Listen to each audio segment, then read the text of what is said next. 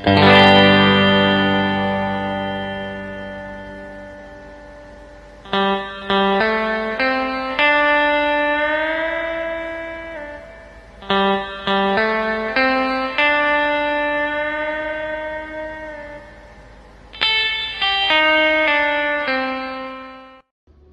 semua, hari ini kita akan berdiskusi tentang pentingnya data penduduk, serta bagaimana hak dan kewajiban warga negara bekerja secara harmonis.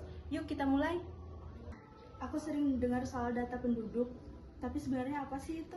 Data penduduk adalah informasi tentang warga negara seperti jumlah penduduk, setelah itu usia, pekerjaan, pendidikan, dan tempat tinggal.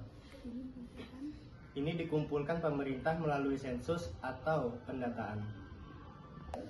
Kenapa sih data kependudukan itu penting bagi pemerintah dan kita?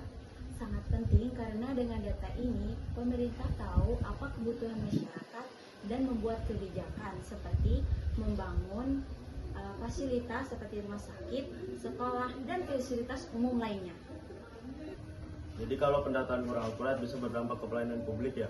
Iya benar, kalau data penduduk tidak lengkap atau tidak akurat, pemerintah bisa salah dalam menentukan alokasi sumber daya. Misalnya suatu daerah nih butuh banget fasilitas kesehatan, tapi malah tidak dapat perhatian dari pemerintah gitu.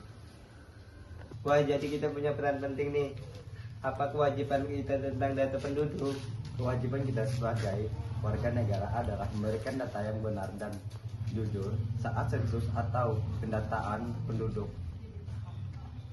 Kalau kita tidak memberikan data yang akurat, maka program-program pemerintah tidak tepat sasaran. Oke, jadi memberikan data yang benar adalah kewajiban kita. Tapi bagaimana dengan hak-hak kita? Apa hubungannya dengan data penduduk? Hak-hak kita seperti pendidikan, kesehatan dan pendidikan.